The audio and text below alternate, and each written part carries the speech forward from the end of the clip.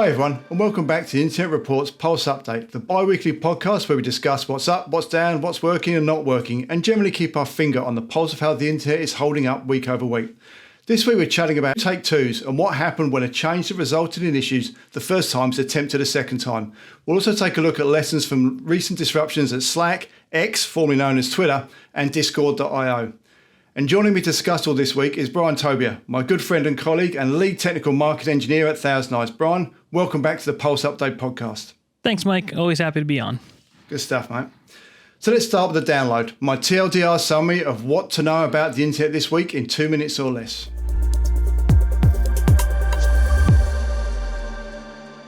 Outages are often caused by change that has unintended consequences. When this happens, engineering teams are quick to roll back the change to restore services and fix the issues. However, normally they just can't abandon the change. It's time for take two, and the question becomes, how will take two land? Will it be a case of second time's a charm, or a situation where lightning strikes twice?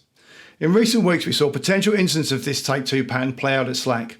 A fortnight after a routine database cluster migration clashed with a scheduled job that required database capacity to complete, causing a 2-hour Slack degradation on August the 2nd, Slack experienced another database-related incident on August the 17th. They are much shorter 17-minute duration.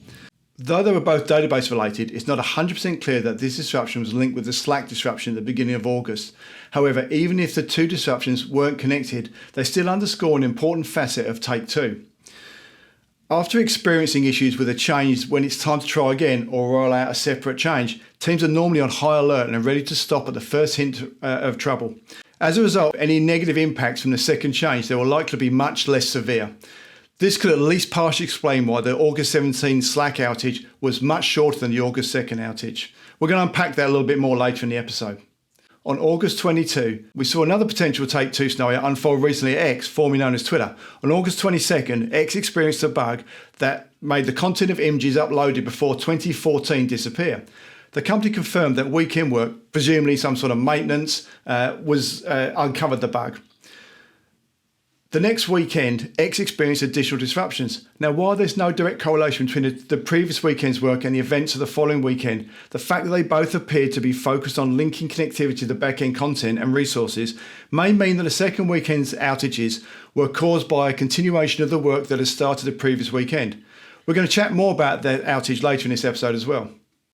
Discord.io, a third-party service for crafting custom invitation URLs to Discord servers, has taken itself offline for the foreseeable future following a data breach. The incident occurred on August 14 and the service has been offline more or less since, with the company explaining the decision was made after confirming the content of the breach, and it could take some time to resurrect, as it's conditional on a complete rewrite of their website's code, as well as a complete overhaul of its security policies. It isn't overly unusual for a company to pull the systems offline after a cyber incident. It happened to Western Digital and payroll and HR provider SD Works a few months ago, nor is a complete reconstruction of affected systems or infrastructure overly unusual. As always, we've included chapter links in the description box below, so you can skip ahead to sections that are most interesting to you. And if you haven't subscribed yet, we'd love for you to take a minute to hit the subscribe button now. It really helps us out, and also make sure you're the first to know when a new episode drops. And please feel free to email us at internetreport@thousandeyes.com. We always welcome your feedback and questions. And now let's take a look at the overall outage trends we've been seeing. So global outages exhibited a downward trend over this 2-week period, initially dropping from 171 to 147, a 14% decrease compared to August 7 to 13th. This was followed by another decrease, with observed outages dropping from 147 to 129, a 12% decrease when compared to the previous week. Yeah, we definitely did see some decreases globally. However, interestingly, looking at the US numbers, we actually saw US-centric outages increasing slightly over the same period. So they rose from 59 to 62, almost a 5% increase when compared to August 7th and 13th, and rose again the following week from 62 to 63 the next week, a 2% increase. Yeah, we did see a difference there, albeit a real slight one, and the numbers we're seeing here are still low. But this upward trend is reflective of what we observed in previous years for the same period. And one thing I also want to note about the US-centric outages is they're again making up at least 40% of all global outages, a trend we've seen since April, except for a brief departure in the previous fortnight. Expanding out and looking at the total, the trend for total global outage over the last summer, the Northern Hemisphere summer, in previous years, we've seen the end of June and through July and certainly into August, a steady upward trend. So far this year, we've seen it go the other way. Now, we're recording this episode just before August ends, so stay tuned for the next episode where we're going to do a little bit more of a deep dive into the full month data from August and see if that trend turns around. And now, let's discuss some of the outages we've seen over the last few weeks as we go under the hood.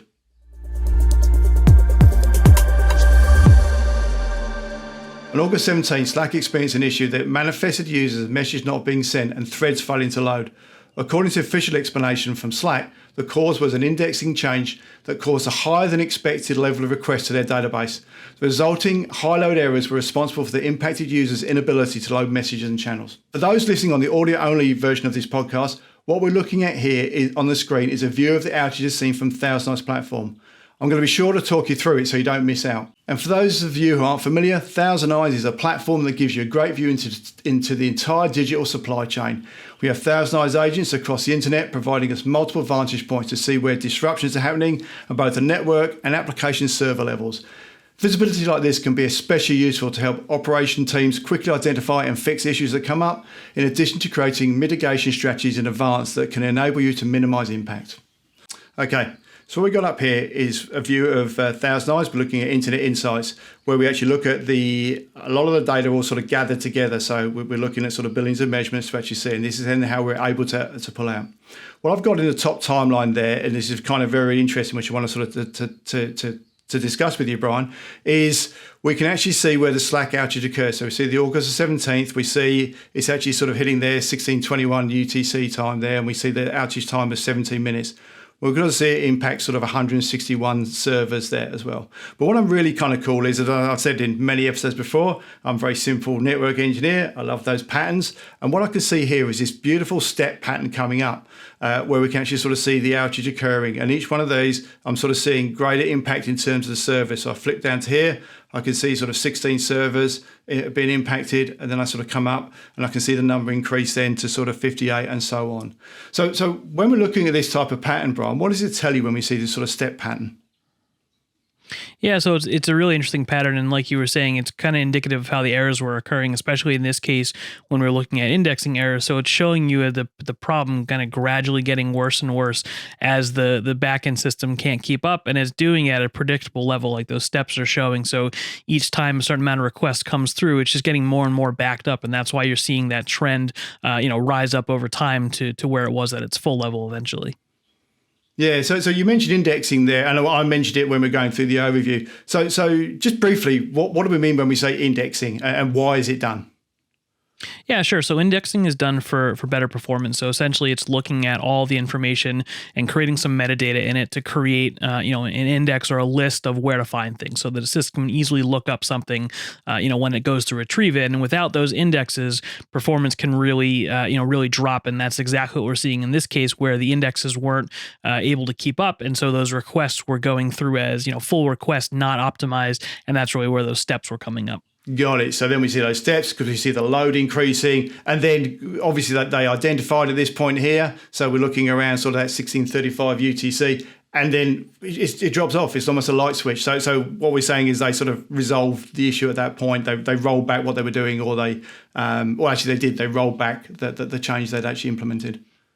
Yeah, and once those indexes come back, you can see the normal level of performance. That's why it's really interesting to see. It shows you how good those are, how effective those indexes are, and then as soon as, like you said, they roll back that change, that level drops right off.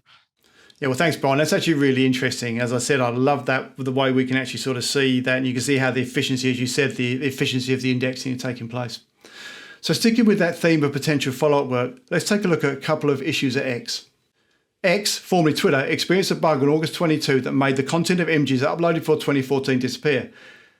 The issue reportedly affected old posts that came with images attached to any hyperlinks converted through X's built-in URL shortener. The company confirmed that weekend work, presumably maintenance work of some sort, was the cause of the bug. No images or data were lost, X said in an official support post, adding that the bug had been fixed, but that it would take a few days for the issue to be fully resolved. The next weekend, X experienced some additional disruptions. So what happened on this second outage, the following weekend, was that we actually started to see these errors coming back with returning the content. Now, what I want to take a look at first of all, so I've gone back into Insights, and we're looking here at the screen. We've expanded it out, so we're actually looking at the window. So here we can see the sort of the week leading up to that weekend work. But then over the weekend, and what we're looking at here on the top line is sort of all these disruptions or outages at an application level. So this is where we start to see impact of servers. So we're seeing sort of errors coming across from there. And we've got it filtered just looking at X or Twitter in this case, so we can actually see what's happening there. So Brian, when I sort of see this pattern where I've got inactivity occurring through there, and then we suddenly see this activity, and as I said, it looks like it's starting specifically as the weekend starts. So we're looking at out of hours to sort of traffic. What does that kind of tell us, or what do you think that indicates that we're seeing here? Yeah, similar to when we've seen before too with the timing of the day too. So just maintenance windows, whether it's a weekend maintenance window or a nighttime maintenance window, we've seen those patterns where we'll see that. And especially we've talked before about how, follow the sun and how we'll see it in different cascading through different areas. So it's really interesting to look at the time of these and seeing, as you were showing, how it spikes up there. So definitely looking like this was a maintenance activity. Yeah, that's cool. And as you say, so we see these little spikes coming through the week, nothing's zero, and these are sort of isolated areas there, but just the magnitude would come from there. You made an interesting point there as well, is that, we're looking for the maintenance windows we come here. When we're dealing with X, we're looking at this social media platform. So this is sort of, a 24/7 type of a tool or solution. What we've got to find there is a window. What they have to find is a window where they can actually do this to cause the least disruption. So they obviously look like we're going to go outside US hours on a weekend. Yeah, definitely. And it's interesting, like you said, to see the trends of that too, and especially the repeats here as we're talking about, to see it, happening both times, whether it's the same maintenance work or not, but to look at the trending of outages, you can actually then get an idea of when they're actually making these changes and what those windows might be. Yeah, absolutely. And the peaks come through, then we see them in bulks coming through. All right, so let's actually dive into this a little bit further. How this manifested itself is that we got connectivity to it. We've seen the network path was clear. When we were looking at that from Internet Insights, I could see the sort of the peaks coming through from there. So I want to dive into one particular focus of that or one particular time of those peaks that we actually saw from there. So again, what I've got in now, I've got into actually looking what a page load test. And the reason I want to look at a page load test is I actually want to see what was being rendered on the screen to come back, because I think that's kind of interesting. So the first thing to note here, Brian, is I'm actually looking across the global view. We can actually see that I've got, I'm looking at a page load perspective in the top line here. I can see the time it takes through the page load. I have it filtered on one particular agent, in this case in Warsaw in Poland, and that's really just sort of indicative. This was this impacted global, which again allows us to identify that this was something happening in the with the application within the back end itself. So the first thing there, like I said, sort of the page load time comes in. But if I look at the map below, I can see different images. So different magnitude. So I can see that I'm actually loading. All right, I'm taking sort of time, taking 5 seconds there, which is different to when I sort of come out of that peak, to when I'm actually sort of seeing sort of average of two seconds. So again, obviously not ideal, but it does look like it's loading. And then I see areas where I'm getting sort of no response times come from there. So quickly then, what does this sort of tell us? Are we saying that we can deduce from this we got something that's happening with the application, or are we saying there might be some sort of loss within a network scenario? Yeah, I mean, the nice part about this is, and looking at the application layer, that you can definitely see that, some locations are loading, some weren't. So most likely it's an application layer issue, and especially seeing the load time is going up like that. So that's why it's really cool to see, because if you were just looking at like a network test, you might not actually see this detail. And especially from all the locations like you were showing, it's good to see where those were coming from. And now that we're seeing these, the high page load times, you can kind of then try to drill in and figure out, what was actually causing that page load time. Was it, an error, some sort of content within the application? And that's really where you can drill into. Yeah, that's exactly right. And just before I go into that, I'll drill into it, which is the nice segue into that, is more so what we're seeing here is There isn't, no, we're not picking on one particular well. So you mentioned in the earlier when we talked about that follow the sun, and you and I have talked about this before, follow the sun, we're doing it to sort of have less impact on the various users. What I'm seeing here is sort of sporadic, as it were, or distributed impact. So I'm seeing sort of some in Europe there, but I'm also seeing some in Europe load. So again, this tells me that this isn't something with a distributed, it isn't regionally affected. I can sort of see wide scale. So if I then go down, what I'm looking now is I've actually gone in, so I'm actually looking at a waterfall. And what we mean by a waterfall is how does that page loading, how the object's loading and what's going through from there. And I love this view. It really tells me what's going on. So I can actually see this is the interaction that was happening. And this is what I'd have seen if I was actually a user, in this case, sort of trying to access the URL that we had there. So the first thing I see if I come down to this view here is I can start to see sort of the redirects coming across from there. And then I sort of see this 503. But then what happens next is kind of interesting. And do you want to just take us through that, Brian? Yeah, and it's like you're saying, it's interesting because normally sometimes we'll see like connection errors, but now we're actually seeing where that image is trying to be pulled back, and that's where the big timeout, as that giant bar you see across the screen, is the time it's taking to try to pull that back, and that's where those high page load times are coming through. So this is an interesting one to look at because it's a little different than your standard can't connect error or some sort of HTTP error. This is actually showing that content is having trouble being retrieved. Yeah, absolutely. This is brilliant. So it's a good point, and I missed out on. I'm actually gone onto that wait time, and I can see that wait time there is sort of 7,662 milliseconds, and that's where they're getting that 5 seconds sort of delay from there. But then the interesting thing, or the thing I find interesting, as you said, we're trying to pull that content, but normally what we'd get there is we might get a 503 coming back, which we know that it's an application. The service is unavailable. We can't restore that image. But here, what we actually see coming back there is we now actually get content. So following that 503. I see 200s. So if I was actually looking at that from a completion perspective, I'd say, well, it actually ran. That test completed. I could see what's happening from there. The fact that I've actually got this error in the middle may be missed if I'm actually not able to actually go and see that sort of content. And then once we pull down there, and what we start to see, if I look at that particular image, and this is an image that's downloaded, we can see that the .png from there.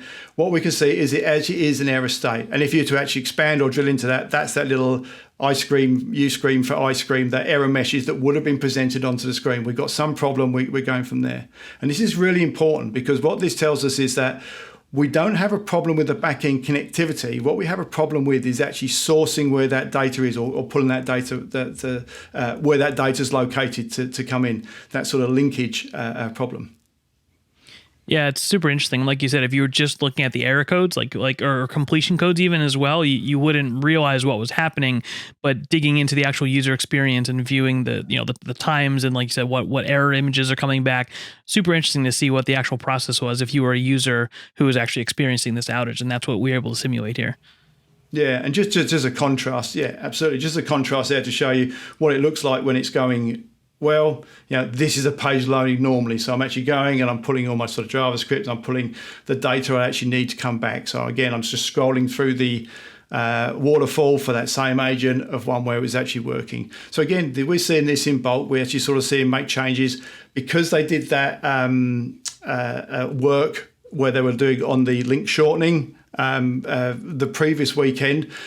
I said we can't. There is nothing that says this to link these two together, but we kind of sort of say we're actually working on this information. So we're working down a similar type of path. We're looking at the linkage to those. It isn't a connectivity issue. It's actually where that data is actually sourced in the back end. Yeah, it's super interesting outage to look at. Yeah, it was really interesting to look at there, Brian. And the thing as well, what sort of want to end on there is that the work was actually seen to be contained over that weekend. There wasn't much chatter out that we saw coming there, sort of user complaints. As I said, we were talking about this is a 24/7 social media application that sort of people, when they go to, expect to be up and going. And although some people would have seen disruptions, and if you'd gone on at the time they're actually doing some of the work, you might have actually sort of had that error message, or you would have had that error message coming back for some of the content. They seemed able to keep that quite restricted, as it were, or contained into a particular area. So we didn't see sort of too many complaints. There wasn't so much going out from there. So, job well done on sort of keeping that contained there. And again, then when the weekend finished, we've seen sort of, again, small spikes. We've returned to that sort of normal pattern, as it were, for sort of outage and disruptions that are going on. So I think a word of congratulations sort of should be there for how they sort of conducted the work and reducing the impact to the user population. Yeah, that's a great point, and definitely hats off to them. I mean, it's interesting to see the trend of the outages and how the maintenance windows goes, and it was, like you said, kind of gone unnoticed a little bit, so it was good on their sense and when they actually timed these out, but interesting also for us to dive in and take a look at what actually happened. Yeah, absolutely. That visibility is important, and thanks for the word unnoticed. That was what I was desperately searching for when I was trying to ramble on before there, so it's excellent. So, as always, Brian, it's been an absolute pleasure, and I hope we can have you back real soon. Thanks. Always glad to dig into the outages. So that's our show.